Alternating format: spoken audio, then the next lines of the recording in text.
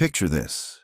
A station wagon packed with suitcases sits abandoned on a dirt road in rural Montana. Engine still running, headlights cutting through the October fog. Inside, 3 half-eaten sandwiches rest on the dashboard. A child-stuffed rabbit lies on the back seat. The radio plays softly, a cheerful pop song from 1987. But the Morrison family, David, Linda, and their 2 children, 12-year-old Emma and 9-year-old Nathan, are nowhere to be found. For 36 years, their disappearance remained one of America's most baffling, unsolved mysteries. Then, in the winter of 2023, a construction crew breaking ground for a new shopping complex made a discovery that would finally pierce the silence. What they found didn't provide closure. It opened a door to something far more disturbing. If you're fascinated by true mysteries that defy explanation, subscribe now, because this story will challenge everything you think you know about the people living next door. The last person to see the Morrison family alive was Agnes Fletcher, a 72-year-old widow who ran the only gas station in Coldwater, Montana.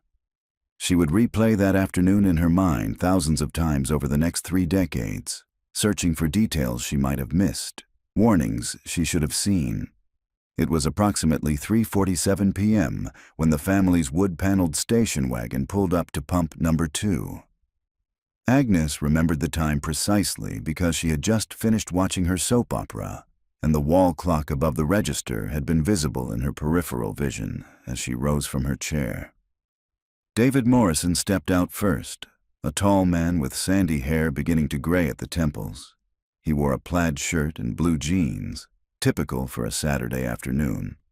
His wife Linda emerged from the passenger side, a petite woman with dark hair pulled back in a ponytail. She was laughing at something David had said, her hand touching his arm in that casual way long-married couples do. The children tumbled out from the back seat with the boundless energy of youth.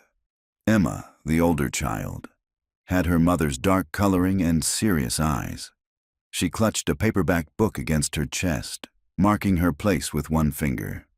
Nathan, younger and more restless, immediately began circling the car, making airplane noises with his arms outstretched.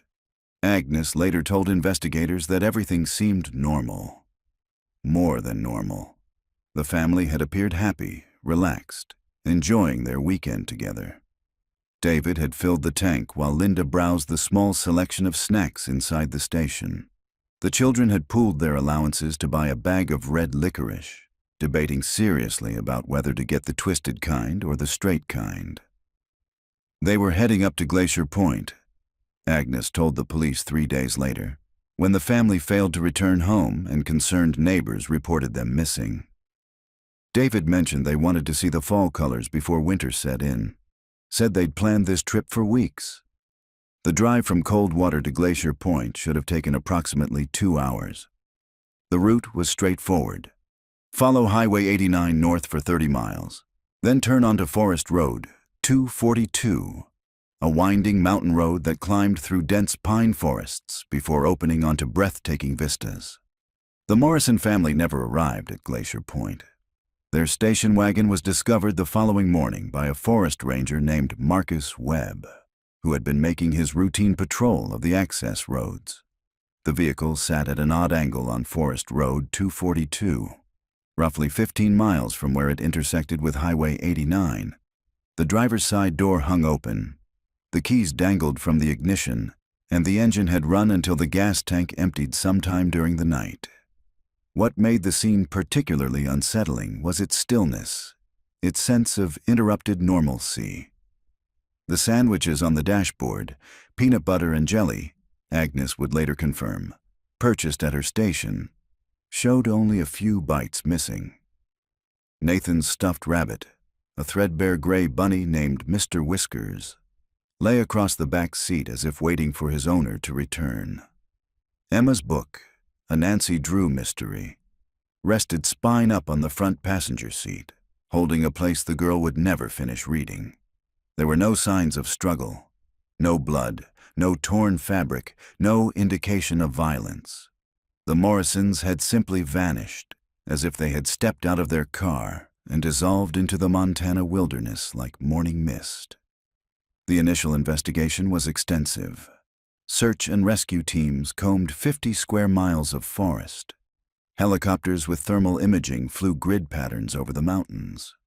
Bloodhounds tracked scents that led nowhere, circling back to the abandoned station wagon again and again. Volunteers from surrounding towns joined the search, walking shoulder to shoulder through thick underbrush, calling out names that echoed unanswered through the trees.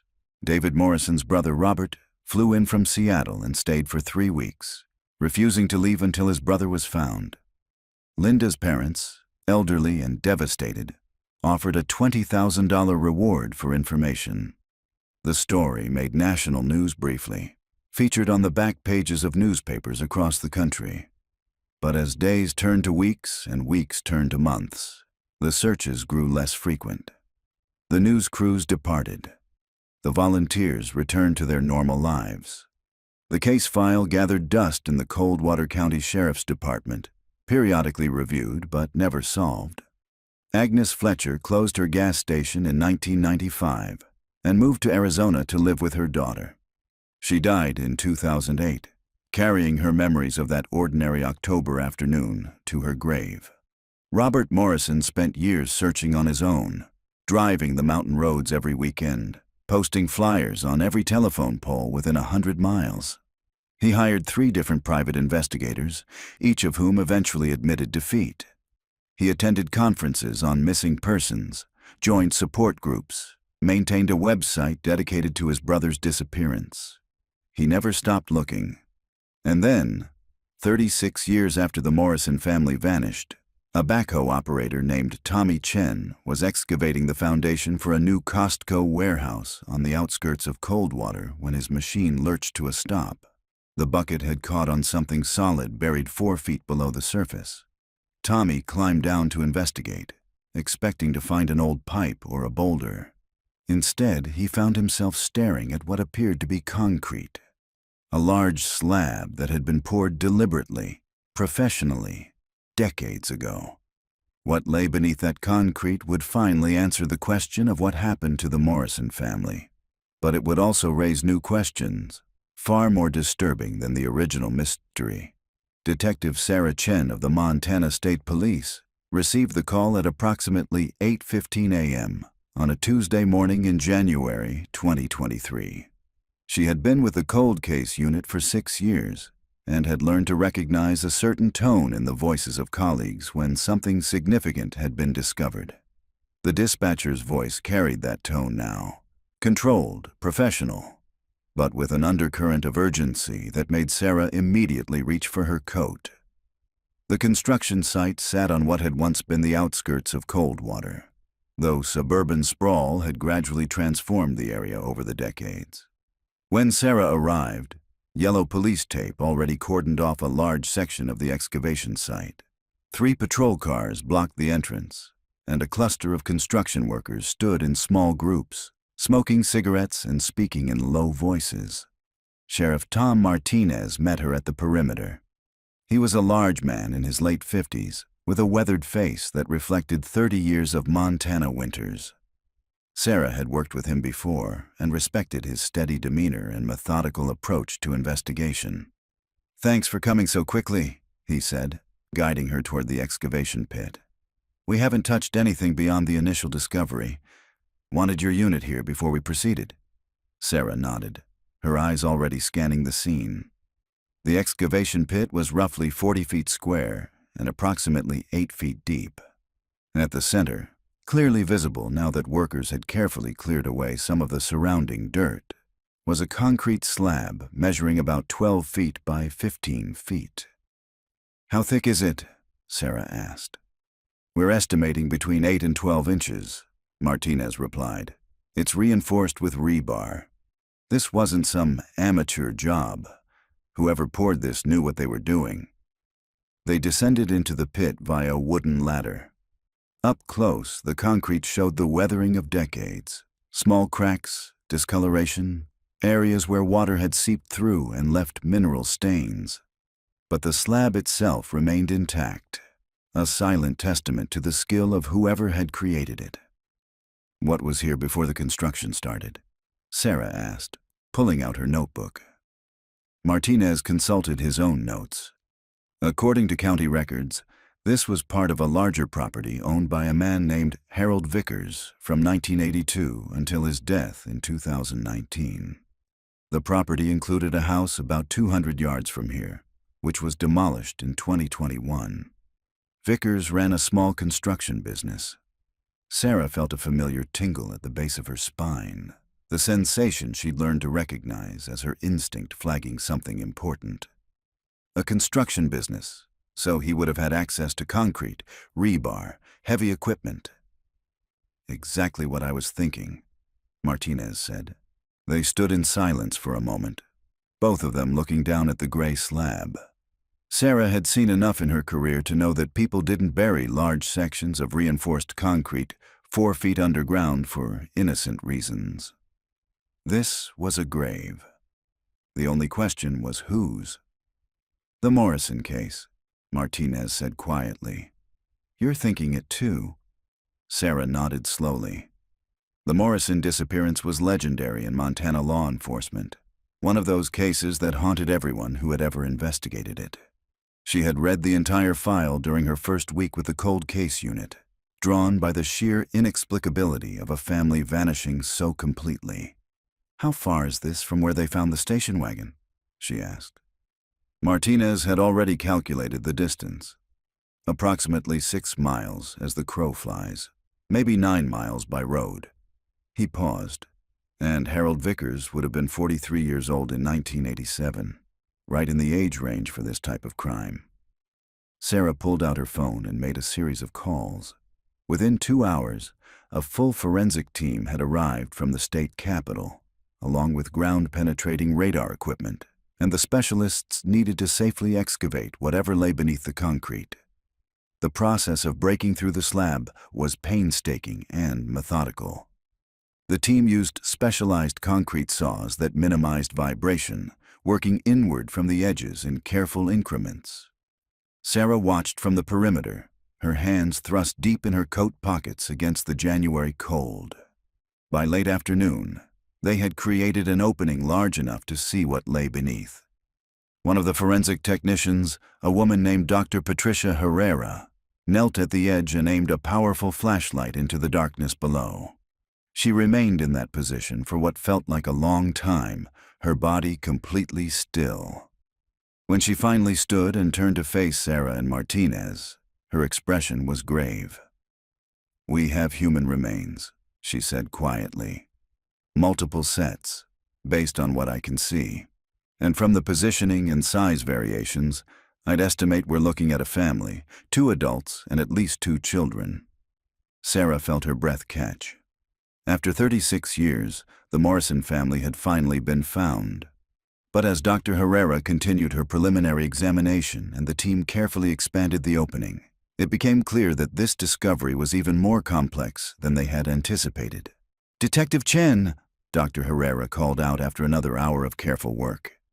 "You need to see this." Sarah descended into the pit once again and knelt beside the opening they had created. Dr. Herrera handed her a flashlight and pointed to a specific area below. The beam of light revealed what appeared to be a small chamber beneath the concrete. Not just a burial site hastily filled with dirt, but a deliberately constructed space.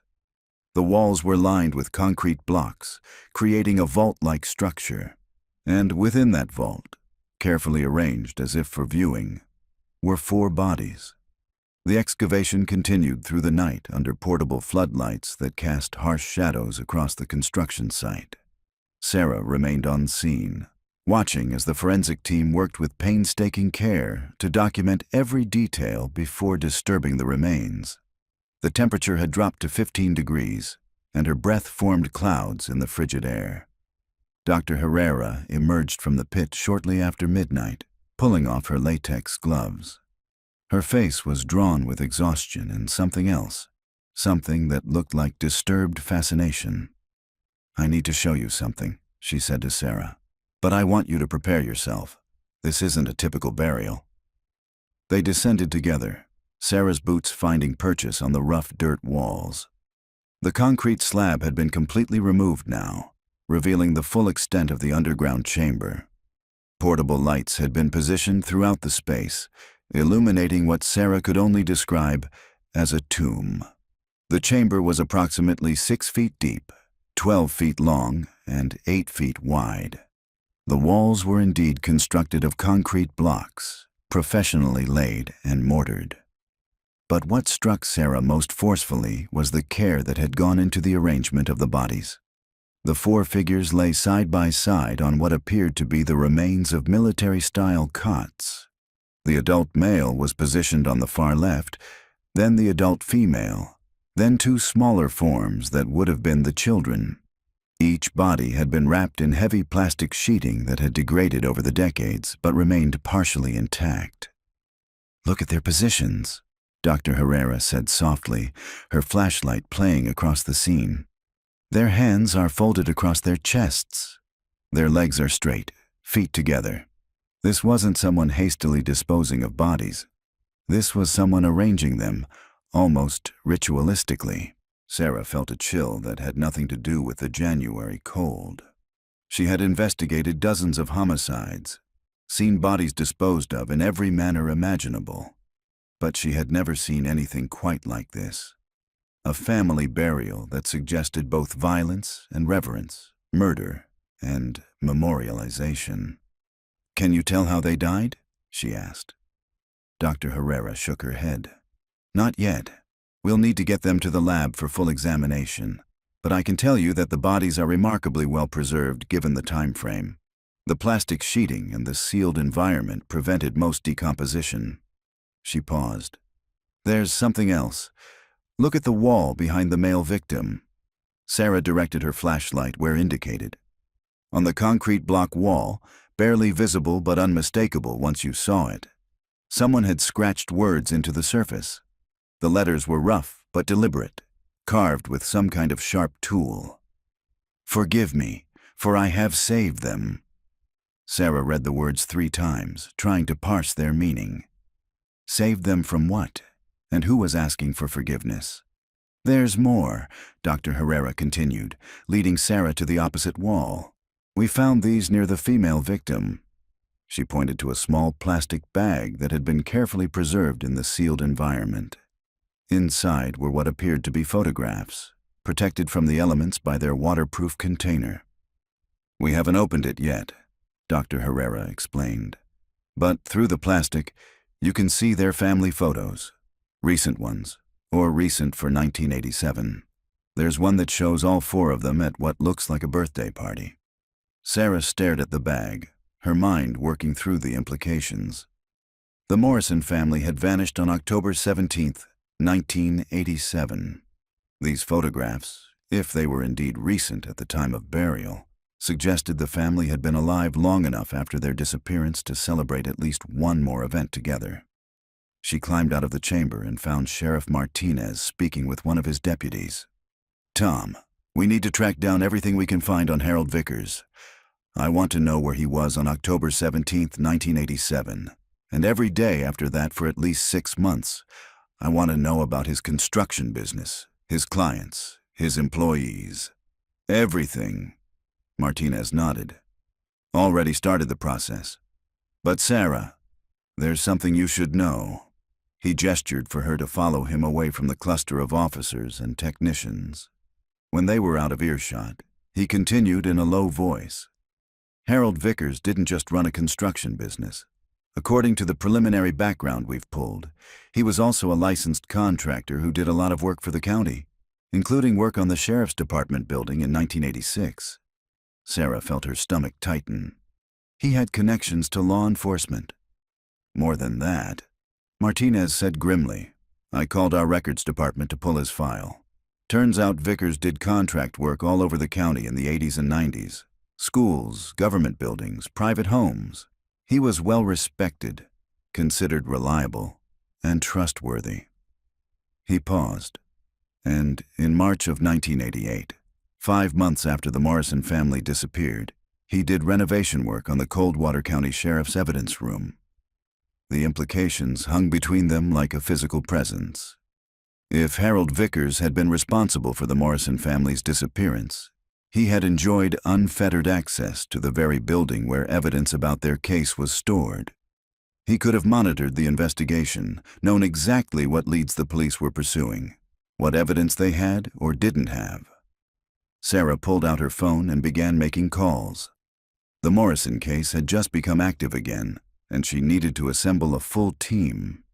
But as she waited for the first call to connect, her eyes drifted back to the excavation pit, to the carefully constructed tomb that had hidden its secrets for 36 years. The words scratched into the wall echoed in her mind. "Forgive me, for I have saved them." Saved them from what? The question gnawed at her. And more disturbingly, if Harold Vickers had believed he was saving the Morrison family by sealing them in a concrete tomb, what had he been saving them from? By dawn, the excavation site had been secured and the bodies carefully removed for transport to the State Forensic Laboratory. Sarah had been awake for nearly 24 hours, running on coffee and adrenaline. She stood at the edge of the now empty pit, looking down at the concrete chamber that had held the Morrison family for more than 3 decades. Sheriff Martinez approached, carrying 2 fresh cups of coffee. He handed one to Sarah, and they stood in companionable silence for a moment, both of them exhausted and troubled by what they had discovered. The medical examiner's preliminary assessment suggests they died within days of their disappearance, Martinez said. Dr. Herrera found evidence of blunt force trauma on the adult male's skull, but she says it wasn't necessarily fatal. She won't commit to cause of death until she completes full autopsies. Sarah nodded, warming her hands on the coffee cup. What about identification? Can we confirm these are the Morrisons? Dental records are being pulled now, but based on the physical descriptions, heights, ages, the clothing fragments that survived, Dr. Herrera is confident. She said the female victim was wearing a wedding ring that matches the description in the missing persons report. And one of the children had a stuffed animal with them, a gray rabbit. "Mr. Whiskers," Sarah said softly, remembering the detail from the case file. "Nathan Morrison's stuffed rabbit was in the station wagon when they found it. So how did it end up in the burial chamber?" It was a small detail. But Sarah had learned long ago that small details were often the threads that unraveled entire cases. Someone had retrieved that stuffed rabbit from the abandoned car and placed it with Nathan's body. Someone who either cared about the boy's comfort, even in death, or who was creating a specific tableau for reasons they didn't yet understand. "I've been thinking about that message on the wall," Martinez said. "Forgive me, for I have saved them. What do you think it means?" Sarah had been pondering the same question through the long night. "I think Harold Vickers believed he was protecting them from something, or someone. But whether that's a genuine belief or the rationalization of a killer, we won't know until we learn more about him." Her phone buzzed with an incoming message. She glanced at the screen and felt her pulse quicken. The background team found something. Harold Vickers had a brother named Leonard Vickers who lived in Coldwater in the 1980s. She scrolled through the message. Leonard died in a car accident in January 1988, about 3 months after the Morrison disappearance. And according to the accident report, he was driving under the influence, ran off the road up near Glacier Point. Martinez frowned. Near where the Morrison station wagon was found. "Near enough to be interesting," Sarah agreed. She continued reading. Leonard Vickers had a criminal record. Multiple arrests for assault. 1 conviction for attempted kidnapping in 1979. He served 3 years and was released in 1982. She looked up at Martinez. 5 years before the Morrisons disappeared. The pieces were beginning to form a picture, though Sarah couldn't yet see the full image. 2 brothers, one respected and successful, the other troubled and violent. A family that vanished on a mountain road. A carefully constructed tomb, and a message that suggested salvation rather than murder. "We need to find out everything about Leonard Vickers," Sarah said. "Where he lived, who he associated with, what he was doing in October 1987, and we need to understand the relationship between the 2 brothers." Martinez was already on his radio, dispatching officers to begin tracking down records and potential witnesses. Sarah finished her coffee and made her way toward her car, her mind racing with questions and theories. The sun was rising over the Montana mountains, painting the sky in shades of orange and pink. Somewhere in Coldwater, there were people who had known Harold Vickers, perhaps even his brother Leonard. There were records to examine, evidence to analyze, interviews to conduct. After 36 years, the Morrison family was finally speaking from their grave. Sarah was determined to hear what they had to say. Robert Morrison received the call at 6:47 a.m. Pacific Time. He had been awake for hours already, as was his habit now in his late 60s. Sleep had become elusive over the years, his mind too crowded with memories and unanswered questions to allow for proper rest. When his phone rang with a Montana area code, his hand trembled slightly as he reached for it.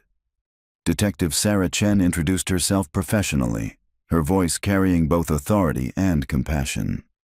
She asked if he was sitting down, and Robert felt his heart begin to hammer against his ribs. After 36 years of searching, of hoping against diminishing hope, he knew what this call meant even before she said the words. "Mr. Morrison, we found your brother's family." Robert made arrangements to fly to Montana that same day. Sarah offered to have someone meet him at the airport, but he declined. He needed time alone to process this, to prepare himself for whatever came next. During the 5-hour journey from Seattle to Billings, then the drive to Coldwater, he found himself remembering the last conversation he'd had with David. It had been a Tuesday evening, October 13th, 1987. David had called to confirm that Robert would be coming for Thanksgiving, just 6 weeks away. They had talked about the usual things: work, family, the Seahawks' disappointing season. David had mentioned the weekend trip to Glacier Point, how excited the kids were about seeing the fall colors. His voice had been light, happy, full of plans for a future that would never arrive. Robert had replayed that conversation thousands of times, searching for any hint of concern, any shadow that might have presaged what was coming. But there had been nothing. Just his brother's familiar voice, warm and alive, making plans that death would erase. Sarah met him at the Coldwater County Sheriff's Department at 3:30 p.m. She was younger than he'd expected from her voice, perhaps early 40s, with observant eyes that seemed to measure and catalog everything they saw. She led him to a small conference room where Sheriff Martinez waited with coffee and boxes of tissues that Robert suspected he would need. "I want to be direct with you, Mr. Morrison," Sarah began once they were seated.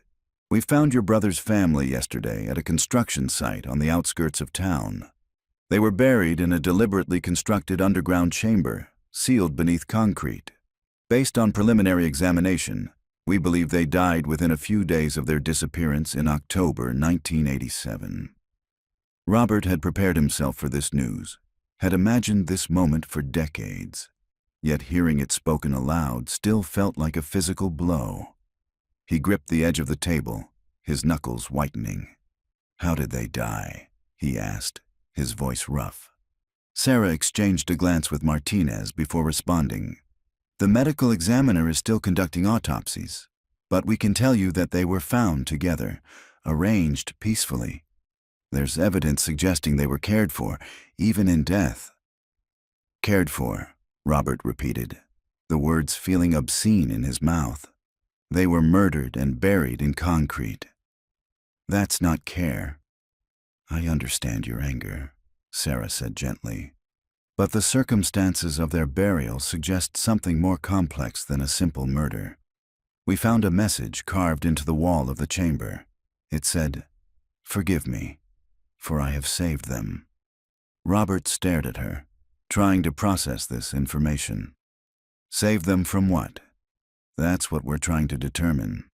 We believe the burial site was on property owned by a man named Harold Vickers, who ran a construction business here in Coldwater. He died in 2019, so we can't question him directly, but we're investigating his background and his potential connection to your brother's family." Martinez leaned forward. "Mr. Morrison, Did your brother ever mention anyone named Harold Vickers? Or Leonard Vickers? Leonard was Harold's brother. Robert searched his memory, but the names meant nothing to him. No. Should they? Leonard Vickers had a criminal record including attempted kidnapping, Sarah explained. He died in a car accident in January 1988, about 3 months after your brother's family disappeared. The accident occurred near Glacier Point, not far from where your brother's station wagon was found. For the next 2 hours, Sarah and Martinez walked Robert through everything they knew about the case, showing him photographs of the excavation site, though sparing him the more graphic images of the burial chamber itself. They asked detailed questions about David's life, his work as an accountant, Linda's job as a teacher, the children's routines and friendships. Robert answered as best he could, but 36 years had eroded many of the details. He remembered the broad strokes: David's dedication to his family, Linda's warmth and humor, Emma's bookishness, Nathan's boundless energy. But the small details that might have proved significant had faded with time. "There's something I need to tell you," Robert said finally, his voice heavy with a confession he had carried for decades. "Something I've never told anyone because I thought it didn't matter. But now, I don't know." Sarah's attention sharpened. "Go on." "About 2 weeks before David disappeared, he called me late at night. It was unusual because we didn't usually talk that late, and I could tell something was bothering him. He said that someone had been watching their house." Martinez pulled out a notebook. "Watching the house how?" David said he'd noticed the same car parked on their street several times over the course of a week. A blue sedan, maybe a Dodge, he wasn't sure. It would be there in the morning when he left for work, and sometimes in the evening when he came home. He thought he'd seen someone sitting in it, but whenever he tried to get a closer look, the car would drive away. Sarah leaned forward. "Did he report it to the police?" Robert shook his head, shame coloring his voice. "I told him he was being paranoid. I said it was probably just someone visiting a neighbor, that he was overreacting. He laughed and agreed with me, said Linda had said the same thing. We joked about it, and that was the end of the conversation." His voice cracked. "If I had taken him seriously, if I had encouraged him to file a report or be more careful—" "Mr. Morrison," Sarah interrupted firmly, "you couldn't have known. And even if a report had been filed, there's no guarantee it would have changed anything." But Robert could see in her eyes that this information was significant. Someone had been watching the Morrison house in the weeks before they disappeared. Someone who may have been planning what would happen on that October afternoon. After Robert left to check into his hotel, Sarah and Martinez remained in the conference room, reviewing their notes. "A blue sedan," Martinez said thoughtfully. "Leonard Vickers owned a 1984 Dodge Aries." Blue. Sarah felt the familiar tingle of pieces clicking into place. "We need to find out everything about Leonard Vickers' activities in September and October of 1987. Where he worked, who he associated with, why he might have been watching the Morrison family." Martinez was already making calls. Within an hour, they had assembled a small team of officers to begin reconstructing Leonard Vickers' final months. Sarah spent the rest of the evening in the department's records room, pulling dusty file boxes that contained documents from the original Morrison investigation. The files revealed a thorough but ultimately fruitless search. Dozens of interviews had been conducted, hundreds of tips followed up, vast areas of wilderness searched. But no one had ever looked at Harold or Leonard Vickers. Why would they? Harold had been a respected businessman with no criminal record. Leonard's name had never come up, despite his history. Sarah found the original missing persons report filed by the Morrisons' neighbor on October 20th, 1987, 3 days after the family failed to return home. She read through the description of the family, the details of their planned trip, the discovery of the abandoned station wagon. One detail caught her attention. The responding officer had noted that the station wagon's gas tank was empty when it was found, but according to Agnes Fletcher's statement, David Morrison had filled the tank at her station around 4 p.m. on October 17th. The drive to where the car was found should have used maybe a quarter tank of gas. Where had the rest of the gas gone? Sarah made a note to check the original investigation files for any follow-up on this discrepancy. It was possible the car had been driven somewhere else before being abandoned on Forest Road 242. Or someone had siphoned the gas out, though that raised the question of why. Her phone buzzed with a message from Dr. Herrera at the forensic lab. The preliminary autopsy results were ready. Sarah called her immediately. "I can confirm the identities through dental records," Dr. Herrera said without preamble. "David, Linda, Emma, and Nathan Morrison. No question. Cause of death? That's where it gets interesting." Dr. Herrera paused, and Sarah could hear papers rustling. David Morrison died from blunt force trauma to the skull, but it wasn't immediately fatal. Based on the pattern of injury and subsequent healing, I'd estimate he survived at least 72 hours after the initial trauma, possibly longer. Sarah felt her breath catch. He was alive for days after he was injured? Yes. And here's what's even more unusual. Linda Morrison shows no signs of traumatic injury at all. Neither do the children. Toxicology is still pending, but based on my examination, they may have died from asphyxiation or possibly carbon monoxide poisoning. They suffocated? It's possible. Or they were poisoned in some way that didn't leave obvious markers on the bones. I'll know more when the full toxicology results come back, but Sarah, I think these people were kept alive for some period of time after their abduction. The healing pattern on David's skull injury suggests at least 3 to 5 days. And the condition of their bodies suggests they were in a relatively clean, temperature-controlled environment before death. Sarah's mind raced through the implications. The Morrison family hadn't been killed immediately. They had been held somewhere, kept alive for days or possibly longer. And then they had been carefully buried in a tomb that someone had constructed specifically for them. "There's one more thing," Dr. Herrera continued. "I found something in Emma Morrison's hand. It was partially degraded, but it appears to be a note written on paper.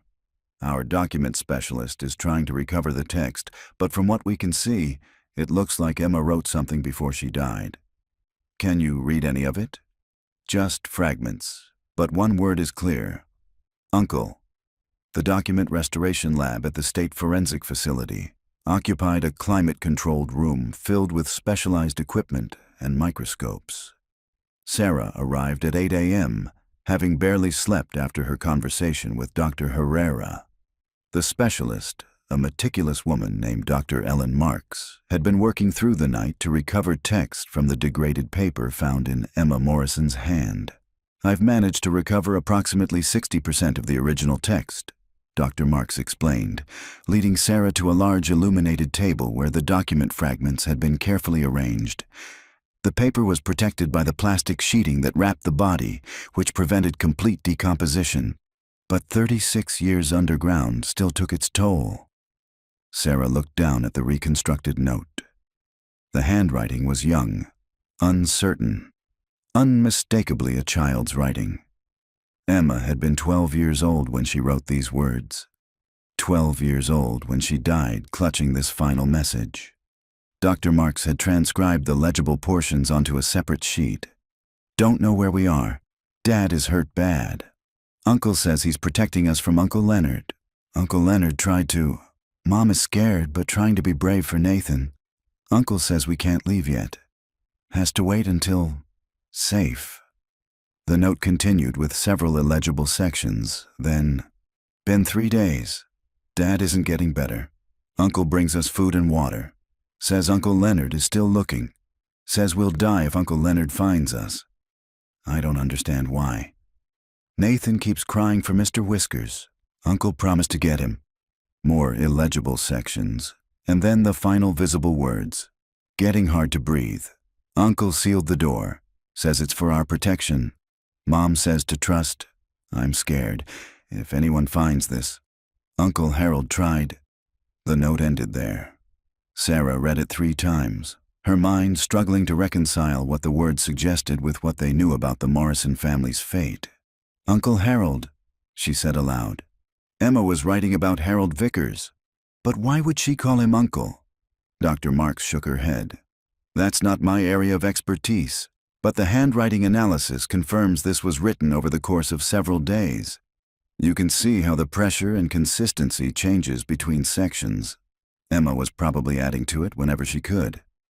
Sarah photographed the note and the transcription, then immediately called Sheriff Martinez. We need to find any connection between Harold Vickers and the Morrison family. Emma called him Uncle Harold in her note. There has to be some relationship we haven't discovered yet. By noon, a team of researchers was combing through records looking for any link between the two families. Sarah drove to Harold Vickers' last known address, a modest ranch house on the east side of Coldwater that was now occupied by new owners who had purchased it after his death in 2019. The current residents, a young couple named the Hendersons, had no information about Vickers beyond what the real estate agent had told them. He'd been an elderly widower who died of a heart attack, leaving no children.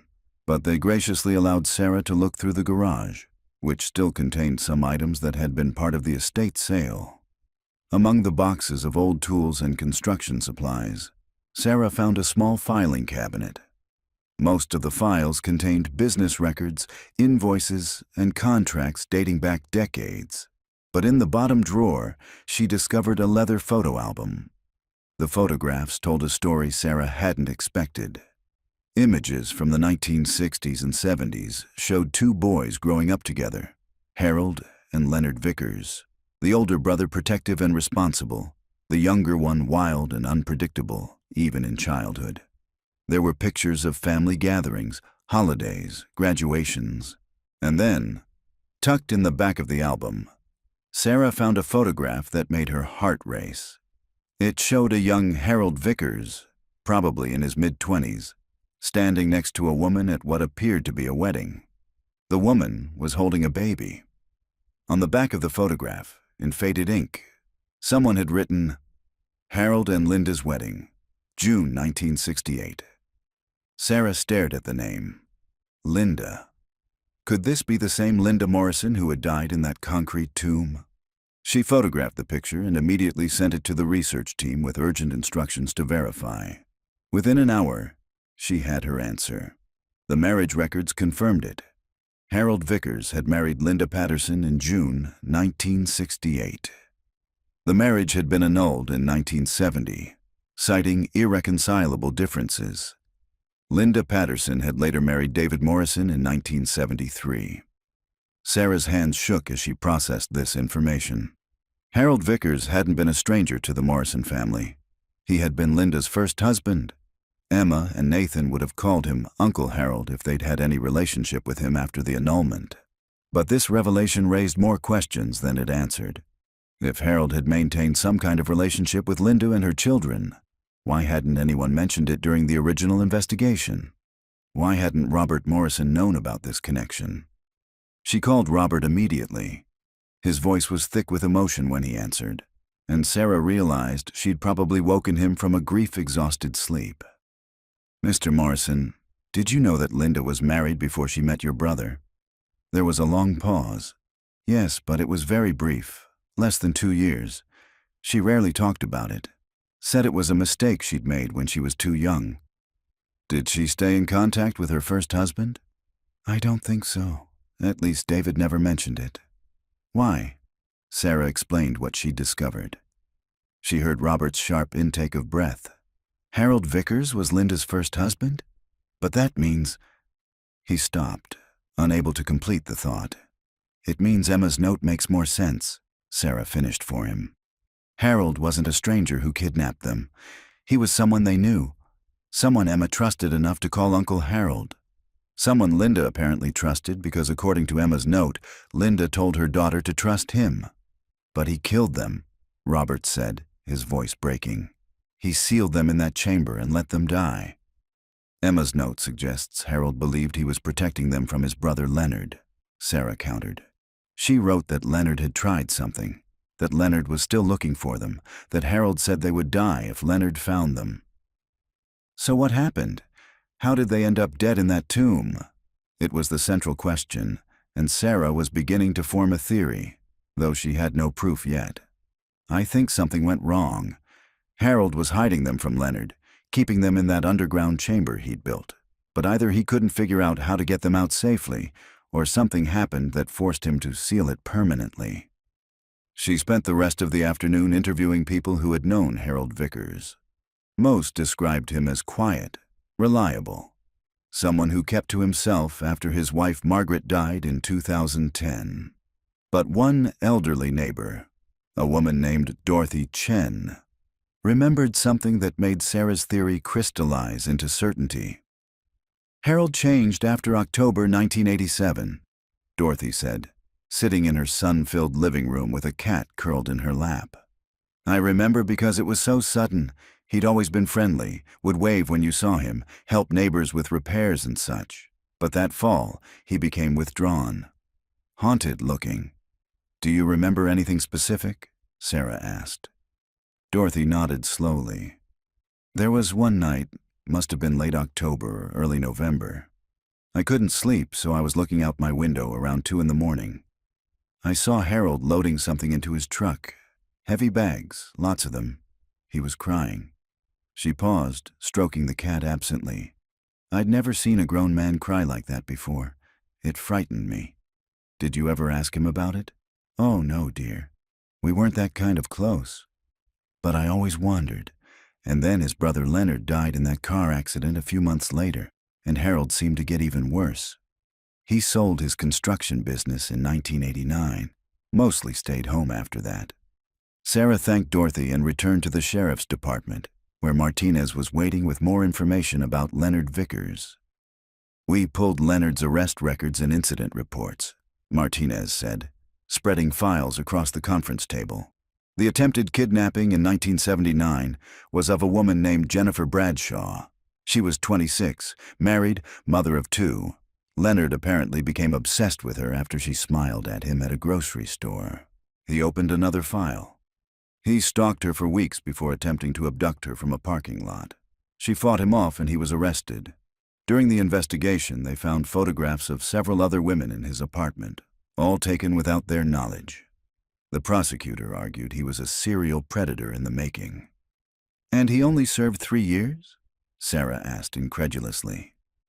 Martinez shrugged. Different times. Plus, he had a good lawyer who argued it was an isolated incident, that Leonard had mental health issues that could be treated. He was released in 1982 with mandatory counseling requirements, which he probably never followed through on, Sarah said. She pulled out Emma's note. According to this, Leonard tried something. Emma's words are cut off, but Harold told them they'd die if Leonard found them.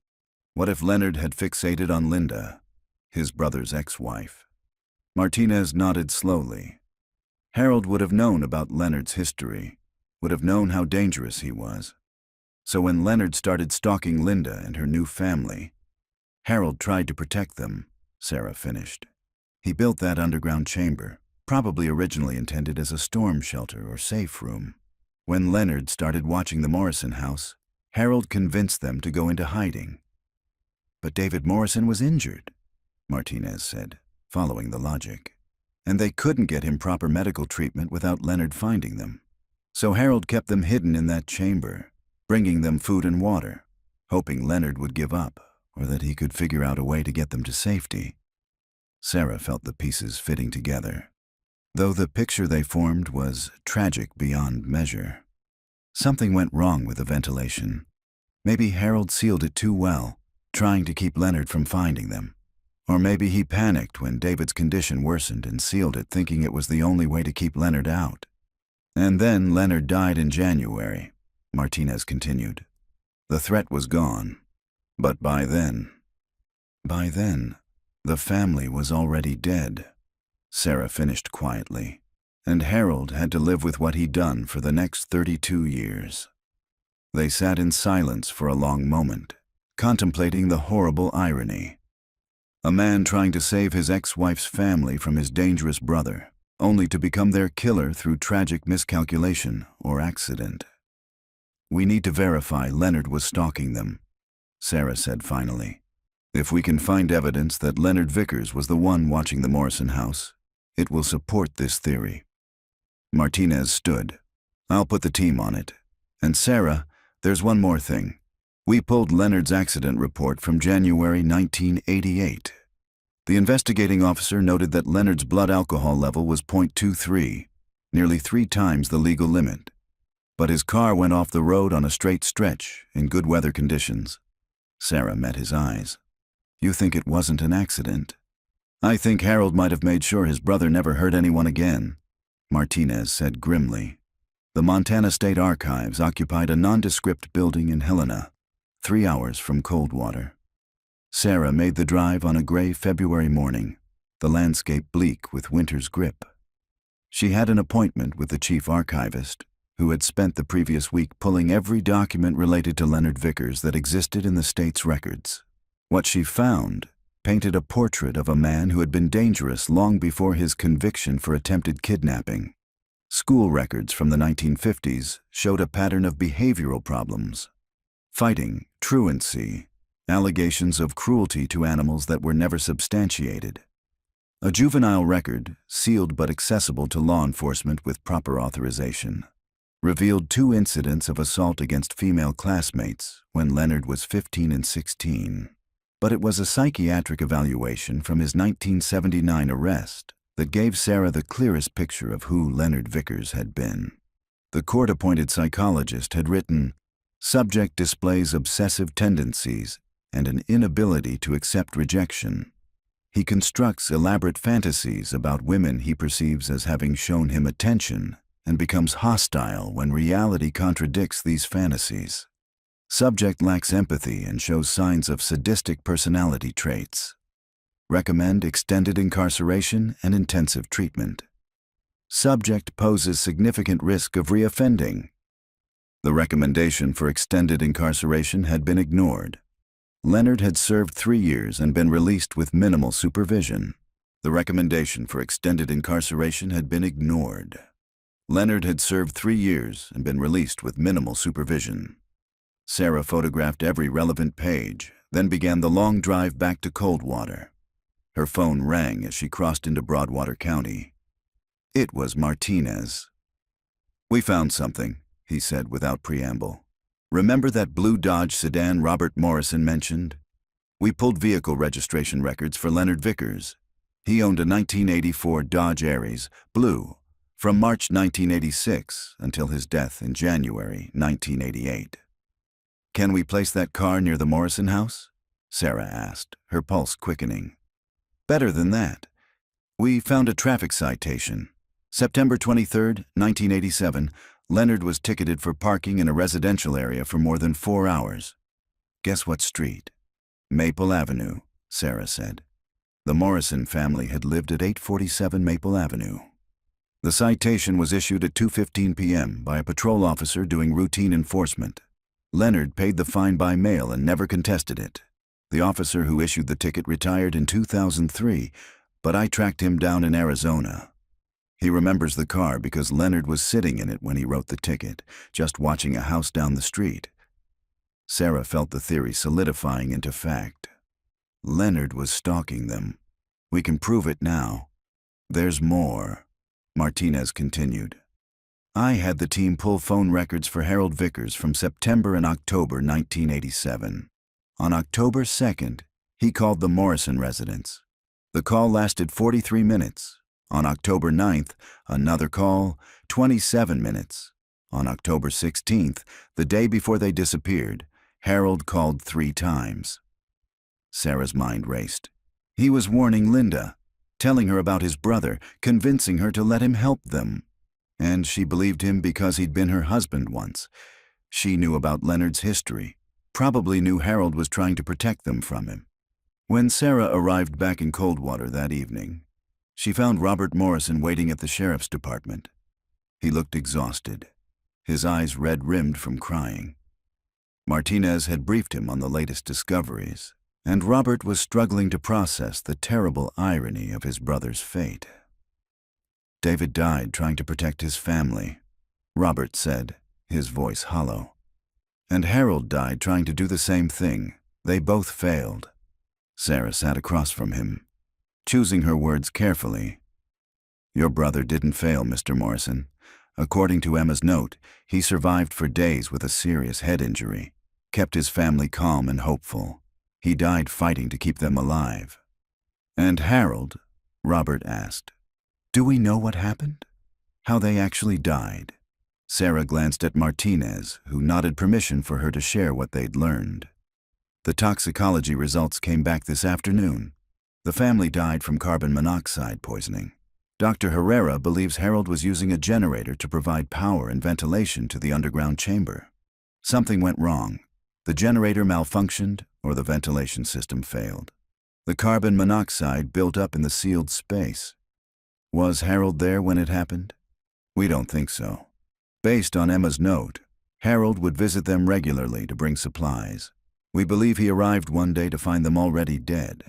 That would explain what Dorothy Chen witnessed. Harold loading heavy bags into his truck in the middle of the night, crying. He was probably removing the generator and any evidence that could connect him to their deaths. Robert pressed his palms against his eyes. So it was an accident. A horrible, tragic accident. We believe so, Sarah said gently. Harold was trying to save them from his brother.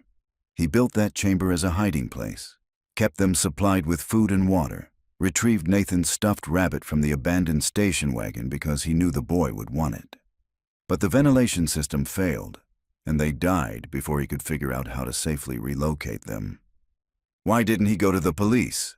Robert demanded. Even after they died, he could have told someone, let us bury them properly. It was a question Sarah had asked herself repeatedly. I think by the time he realized they were dead, Harold understood the situation he was in. He'd hidden a family underground for days, contributing to the death of a man with serious head trauma who needed medical attention. David Morrison's skull fracture happened before they went into hiding.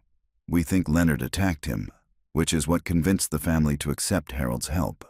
But Harold knew that even though his intentions were good, he'd be held responsible for their deaths. Martinez added, and he may have believed that if he revealed what happened, Leonard would learn where the family was buried.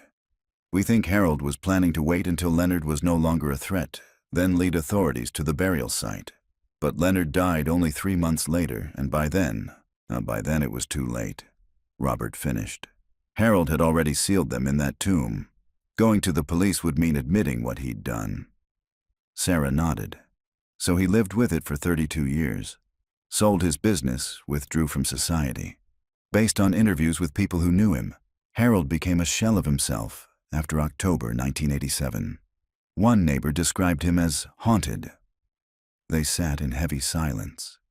Finally, Robert spoke again. What about Leonard's accident? Do you think Harold killed him? Martinez and Sarah exchanged glances.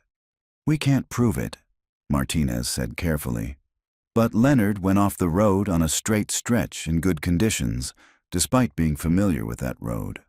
His blood alcohol was high, but not so high that he'd be incapacitated, and the accident occurred less than 2 miles from where the Morrison station wagon was found. Harold lured him there, Robert said, understanding. Made Leonard think he'd found some evidence about the family. Got him drunk and, what, pushed his car off the road? It's speculation, Sarah cautioned. But yes, that's what we think might have happened. Harold had lost everything trying to protect Linda and her family. With them dead because of his failed plan, killing Leonard might have seemed like the only justice possible. Robert stood abruptly and walked to the window, staring out at the darkening Montana sky. When he finally spoke, his voice was thick with conflicting emotions. Part of me wants to hate Harold Vickers for what he did, but another part understands that he was trying to save them. He failed, but he tried.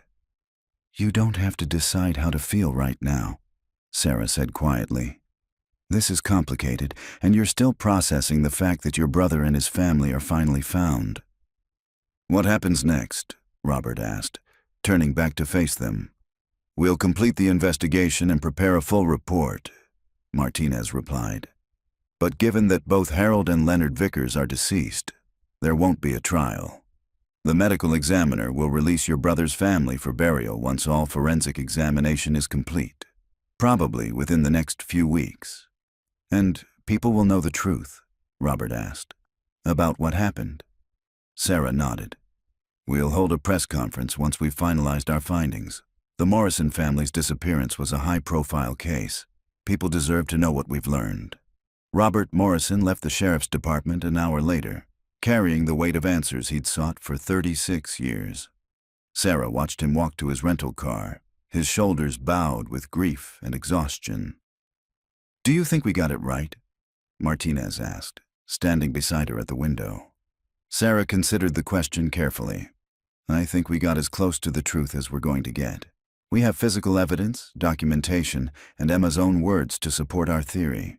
But there's no one left alive who can confirm exactly what happened in those final days." "Harold took those secrets to his grave," Martinez observed. "Maybe that was his final act of protection," Sarah said, "keeping the full horror of what happened from ever being known." That night, Sarah returned to her hotel room and sat for a long time with Emma Morrison's notes spread before her. The child's handwriting was a haunting artifact, each word a testament to her fear and hope and confusion during those final days underground. One phrase in particular kept drawing Sarah's attention. "Uncle says we'll die if Uncle Leonard finds us." Harold had been right. Leonard would have killed them if he'd found them.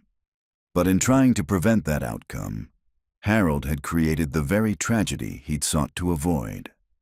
It was a lesson in how good intentions could lead to catastrophic failures, how trying to control an outcome could destroy it entirely. Sarah thought about Harold Vickers spending 3 decades living with what he'd done, carrying the weight of 4 deaths on his conscience. She wondered if he'd visited the burial site, if he'd spoken to the people he'd inadvertently killed. She wondered if, in his final moments during that heart attack in 2019, he'd felt relief that his burden was finally ending. But those were questions that would never be answered. The dead kept their secrets, and the living could only piece together fragments of truth from what remained. The press conference was held on a cold February morning in the Coldwater County Courthouse. Reporters from across Montana and several national news outlets crowded into the small room, cameras positioned to capture every word. Robert Morrison sat in the front row, flanked by a victim services advocate and his attorney. Sarah stood at the podium beside Sheriff Martinez, a folder containing the investigation summary before her. She had spent the previous week preparing for this moment, anticipating questions, ensuring every fact could be supported with the evidence. "On January 24, 2023, she began, construction workers discovered human remains at a site on the outskirts of Coldwater, Montana. Through forensic analysis and investigative work, we have confirmed these remains are those of the Morrison family, David, Linda, Emma, and Nathan Morrison, who disappeared on October 17, 1987, during a weekend trip to Glacier Point." She paused, letting the confirmation settle over the room. For many of the older reporters present, the Morrison case had been an enduring mystery of their careers. "Our investigation has revealed that the family's disappearance and death resulted from a tragic series of events involving 2 brothers, Harold and Leonard Vickers. Leonard Vickers had a history of stalking and violence toward women. In September and October of 1987, he became fixated on Linda Morrison, who had been briefly married to his brother Harold in the late 1960s. Sarah walked the assembled media through the timeline they had constructed. Leonard's surveillance of the Morrison home, Harold's warning calls to Linda, the family's decision to accept Harold's offer of protection, the underground chamber that was meant to be a temporary hiding place. "We believe David Morrison was injured during an initial encounter with Leonard Vickers before the family went into hiding," Sarah continued. "Physical evidence and a note written by 12-year-old Emma Morrison indicate that Harold Vickers kept the family hidden in an underground chamber he had constructed, bringing them food and water while trying to determine how to safely relocate them." She explained the ventilation failure, the carbon monoxide poisoning, Harold's decision to permanently seal the chamber after finding them dead. The room was silent except for the click of cameras and the scratch of pens on paper. Leonard Vickers died in a single vehicle accident on January 18, 1988, approximately 3 months after the Morrison family's death. While we cannot definitively prove foul play, circumstances surrounding the accident raise questions about whether it was truly accidental. "Are you saying Harold Vickers murdered his brother?" a reporter called out. "I'm saying we have reason to believe Harold may have caused Leonard's death," Sarah replied carefully. "But both men are deceased, so no charges will be filed. Our focus has been on determining what happened to the Morrison family and providing answers to their loved ones." More questions followed. Sarah and Martinez fielded them professionally, providing details where they could while protecting the privacy of the family. When asked about Emma's note, Sarah read selected portions aloud, her voice catching slightly on the words, "I'm scared." After 45 minutes, Martinez concluded the conference. As reporters filed out to meet their deadlines, Robert Morrison approached the podium. "Thank you," he said simply, "for finding them, for caring enough to uncover the truth." Sarah shook his hand. "We're releasing the remains to the funeral home you selected. You can finally bring your brother home. Will you attend the service?" Robert asked. "It would mean a great deal to me." Sarah hesitated, then nodded. "I'd be honored." The funeral took place on a Saturday in late February. The Morrison family was laid to rest in a cemetery on the outskirts of Seattle, where David had grown up and where Robert still lived. The service was small, just family, a few close friends, and Sarah, who had flown in the night before. Standing at the graveside as the minister spoke about loss and redemption and faith in the face of tragedy, Sarah found herself thinking about Harold Vickers. There was no grave for him to mark his life, no service to acknowledge his complicated legacy. He had been cremated after his death in 2019, his ashes scattered according to his will in the Montana wilderness he had loved. In a strange way, Sarah thought Harold had achieved what he'd sought. He had protected the Morrison family, though not in the way he'd intended. By keeping their location secret even after their deaths, he had ensured that Leonard never desecrated their remains or claimed any kind of victory over them. And by carrying his guilt silently for 3 decades, Harold had spared Linda's parents and Robert Morrison from learning the full horror of what their loved ones had endured. It was a terrible form of protection, purchased at the cost of Harold's own peace and sanity. But perhaps, in his tormented mind, it had been the only penance available to him.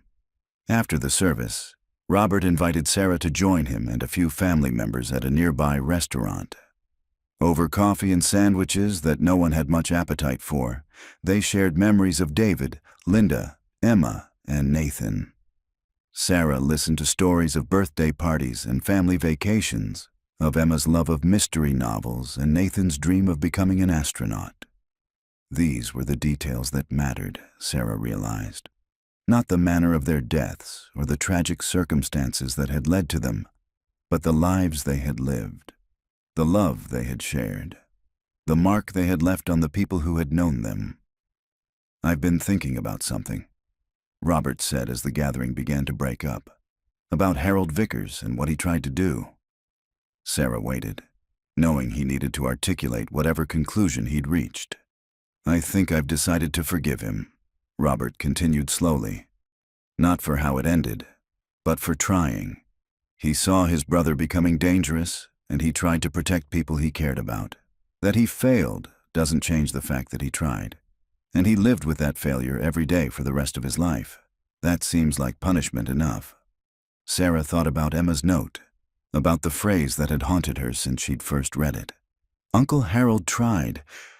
I think that's a generous way to remember him," she said quietly. "It's the only way I can move forward," Robert replied. "Hate is too heavy to carry. I've been carrying the weight of not knowing for 36 years. I don't want to add hate to that burden." On the flight back to Montana, Sarah reflected on the Morrison case and what it had taught her about the complexity of human motivation. True crime stories were often presented in stark terms: good and evil, victim and perpetrator, justice and injustice. But the Morrison case existed in shades of gray, in the space between intention and outcome, between protection and destruction. Harold Vickers had been neither hero nor villain, but something more complicated. A man who had tried to prevent a tragedy and had instead caused one. His story was a reminder that good intentions were not enough, that acting from love or concern didn't guarantee positive results, that sometimes the harder you tried to control a situation, the more likely it was to spiral beyond your control. The case file would be closed, marked as solved despite the absence of anyone to prosecute. The Morrison family's name would be added to the list of missing persons found, their disappearance no longer a mystery but a tragedy with a known ending. But for Sarah, the case would remain open in another way. It would serve as a reminder of why she had joined the cold case unit, not just to solve mysteries, but to provide answers to families who had spent years, sometimes decades, living with uncertainty. Robert Morrison could finally grieve properly, could visit his brother's grave, could tell his own children and grandchildren what had happened to their uncle and cousins. That was worth something. That was worth everything. As the plane descended toward Billings, Sarah looked out at the Montana landscape spread below, vast, beautiful, and unforgiving. The wilderness that had hidden the Morrison family's secret for 36 years continued on, indifferent to human tragedy and triumph alike. But Sarah wasn't indifferent. None of them were. Not the investigators who had worked the case, not the forensic specialists who had carefully recovered evidence, not the community members who had never forgotten the family that vanished on an October afternoon in 1987. The Morrison family had been found. Their story had been told. And while the ending was far from the happy reunion everyone had hoped for during those initial frantic days of searching, at least now there was an ending. Sometimes, Sarah had learned, that was the best you could hope for. Not closure, exactly, but completion. Not healing, but the ability to finally turn the page and begin the next chapter. The Morrison case was solved. The file would be archived. The headlines would fade. But the memory of 4 people who had died trying to survive, and 1 man who had died living with what he'd done, would remain. Some mysteries, once solved, left scars deeper than the original wound. 3 months after the Morrison family was laid to rest, Sarah received a package at the cold case unit office.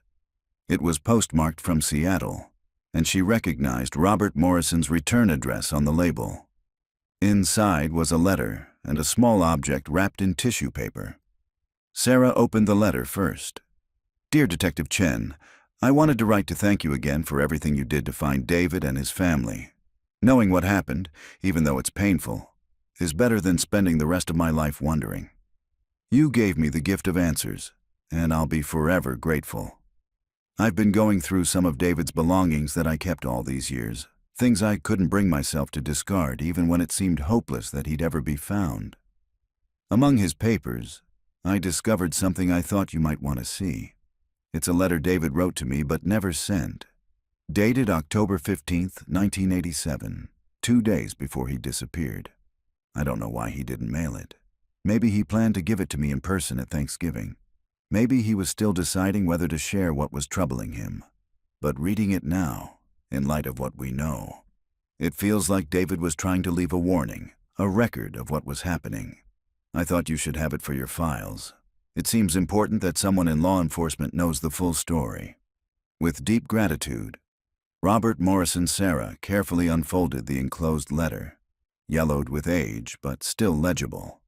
David Morrison's handwriting was neat and precise, the writing of a man accustomed to dealing with numbers and accounts.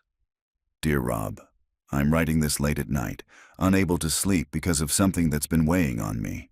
Linda will think I'm being paranoid, and maybe I am, but I need to tell someone in case anything happens. Do you remember Linda mentioning her first husband, Harold? She rarely talks about that marriage.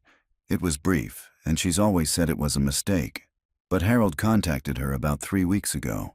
He said he needed to warn her about something important. Apparently his brother Leonard has been released from prison and is living here in Montana. Harold was worried because Leonard has always been unstable, and Harold knew that Leonard blamed Linda for their marriage ending. It's complicated, and probably not even rational. But Harold says Leonard fixated on the idea that Linda stole Harold from him. Some twisted logic about how Leonard needed Harold's support, and Linda pulled Harold away. Harold called several times, becoming increasingly insistent that we needed to be careful. He said Leonard had been asking about Linda, trying to find out where she lived. Harold offered to help us if we felt unsafe.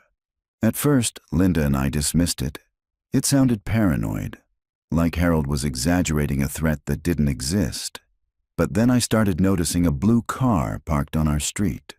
The same car, multiple times over the past 2 weeks. And Linda mentioned that she'd seen someone watching her at the grocery store, a man who seemed familiar, but she couldn't place him. Yesterday, Harold called again. He was more urgent this time, almost desperate. He said Leonard knows where we live and has been watching the house. He said Leonard's done this before, that he stalks women and becomes violent when confronted. Harold begged us to let him help, said he has a place where we could stay until Leonard loses interest, or until Harold can convince him to leave town. Linda wants to trust Harold. She says that despite their marriage not working out, he was never violent or unstable, just not the right match for her. She thinks his concern is genuine and we should take it seriously. I'm less certain. Part of me thinks we should go to the police. But what would we tell them? That my wife's ex-husband is warning us about his brother? That we've seen a car parked on our street and someone looking at us in a grocery store? It feels like we'd be wasting their time with paranoid delusions. So we've decided to take a family trip this weekend, get out of town for a few days while we figure out what to do. Maybe the break will give us perspective. Maybe by the time we get back, Leonard will have moved on to whatever comes next in his troubled life. But I wanted someone to know what's been happening, just in case. If anything seems off when we see you at Thanksgiving, if Linda and I seem jumpy or concerned, now you'll understand why. I'm probably being ridiculous, getting worked up over nothing. By the time you read this at Thanksgiving, we'll probably laugh about how paranoid I was being. See you in a few weeks, David. Sarah read the letter 3 times, her throat tight with emotion. David Morrison had known something was wrong. He'd tried to document it, to leave a record. But he'd also convinced himself he was being paranoid, that the threat wasn't as serious as it seemed. It was the eternal mistake of reasonable people confronting unreasonable danger, the assumption that logic and caution would be enough, that threats could be managed through rational decision-making. David Morrison had died because he'd underestimated the danger, because he'd trusted that Harold's plan would keep them safe, because he'd believed that hiding for a few days would solve the problem. And Harold Vickers had died inside long before his heart finally stopped, killed by the weight of good intentions that had paved a road to tragedy. Sarah filed the letter in the Morrison case folder, now stamped closed in red ink across its cover. The file would go into the archives, where it would sit alongside thousands of other cases, the solved and unsolved, the tragic and banal, the mysteries of human behavior captured in police reports and forensic analysis. But Sarah knew she would never forget the Morrison family, or the complicated lesson their story taught about the unpredictability of human action, the insufficiency of good intentions, and the terrible price of choices made with incomplete information. Late that afternoon, as winter finally loosened its grip on Montana, and the first hints of spring appeared in patches of green pushing through melting snow, Sarah drove out to the site where the Morrison family had been found. The construction had been completed now, and a gleaming Costco warehouse stood where the burial chamber had been. She stood in the parking lot, surrounded by cars and shopping carts and ordinary people going about their ordinary lives, and thought about the extraordinary tragedy that had unfolded here. 4 people who had set out on a simple weekend trip and never came home. One man who had tried to save them and inadvertently killed them. Another man whose violence had set everything in motion. A young mother walked past, herding 2 small children toward the store entrance. The children laughed and chased each other, their voices high and happy. Sarah watched them disappear through the automatic doors and thought about Emma and Nathan Morrison, about the lives they never got to live, the adults they never became. But she also thought about Robert Morrison, who had finally been able to lay his brother to rest. She thought about the answers she had been able to provide, the not-quite closure that was still better than endless uncertainty. She thought about how cases that seemed hopeless could still be solved, how the dead could still speak through the evidence they left behind. As Sarah drove back toward Coldwater, the setting sun painted the Montana sky in shades of orange and gold. It was beautiful and indifferent, the same sky that had looked down on the Morrison family's last day of freedom, the same sky that had witnessed Harold Vickers sealing 4 people in a tomb of concrete and regret. The world continued turning. Spring would come. Other cases would demand her attention. The Morrison file would gather dust in the archives, remembered only by those whose lives it had touched. But for now, on this particular evening, Sarah allowed herself to feel the weight of it, the sorrow and the satisfaction, the tragedy and the resolution, the permanent incompleteness of even the most thoroughly solved case. Some questions could be answered. Some mysteries could be solved. Some families could finally know what happened to their missing loved ones. It wasn't enough. It would never be enough. But it was something. And in the work Sarah had chosen, something was often the best you could hope for. She thought about Emma Morrison's final words. "Uncle Harold tried." Yes, Sarah thought as she drove through the gathering dusk. He tried. They all tried. And in the end, trying mattered. Even when it wasn't enough to change the outcome, the Morrison family was found. Their story was told. And somewhere in the archives, preserved in official reports and forensic photographs, the truth waited for anyone who might someday want to understand how good intentions and terrible mistakes could combine to create a tragedy that echoed across 36 years. That was the nature of her work, Sarah had learned. Not solving puzzles, but bearing witness. Not bringing happy endings, but providing endings at all. Not erasing the past, but illuminating it so the living could finally understand what had happened in the darkness. The Morrison case was closed. The work continued. And Sarah Chen drove on through the Montana twilight, carrying the weight of answers and the knowledge that some questions would haunt her long after the files were archived and the case numbers reassigned. Some mysteries, even when solved, never truly let you go.